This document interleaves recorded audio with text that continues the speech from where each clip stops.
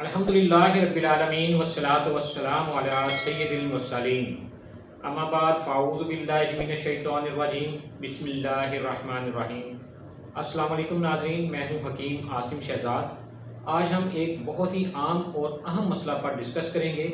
یہ ہے انتہائی پریشان کن اور خوفناک مرض جو اب تک لاکھوں زندگیوں کے چراغ گل کر چکا ہے اور اس کی اب تک کئی اقسام دریافت ہو چکی ہیں۔ میری مراد جو ہے یہ جگر کی سوزش یعنی ہیپاٹائٹس کے بارے میں ہے۔ ہیپاٹائٹس کو عموماً مختلف مدارج میں تقسیم کیا جاتا ہے۔ لغوی طور پر اس کا مطلب ورم جگر یا سوزش جگر ہے۔ کبھی تو یہ ورم جگر کے کینسر میں بھی کنورٹ ہو جاتا ہے۔ بہرحال مزید تفصیل میں جائے بغیر آپ کو بتانا چاہوں گا کہ یہ مرض چاہے کتنا ہی کمپلیکیٹڈ کیوں نہ ہو، قدرتی نباتات کے ذریعے مکمل طور پر قابل علاج ہے۔ ایسا ہے کہ جب بھی جگر میں سوزش آتی ہے تو جگر اپنی ہی تحریک سے تیز ہو جاتا ہے۔ جگر زیادہ کام کرتا ہے تو صفرا جو ہے یہ بھی زیادہ بنتا ہے، تو پھر اس زیادہ صفرا کا جسم میں بگاڑ پیدا ہو جاتا ہے کیونکہ صفرا زیادہ پیدا ہوتا ہے لیکن جسم سے خارج کم ہوتا ہے، تو اس حالت کو گرمی اور خشکی کہتے ہیں۔ گرمی خشکی سے جگر میں سوزش جو ہے یہ پیدا ہو جاتی ہے، جگر پھیل جاتا ہے اور پھر بعد میں سکڑ جاتا ہے۔ جب جگر میں سویلنگ آتی ہے تو ایسی حالت کو ہیپاٹائٹس کہتے ہیں۔ بنیاد اس مرض کی گرمی خشکی ہی ہے۔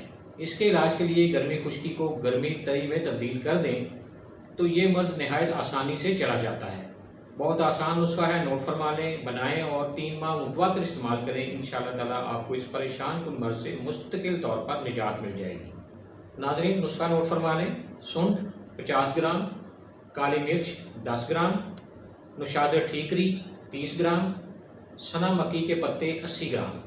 ان تمام اجزاء کو صاف کر کے پاؤڈر بنا لیں اور کسی شیشے کے جار میں محفوظ کر لیں۔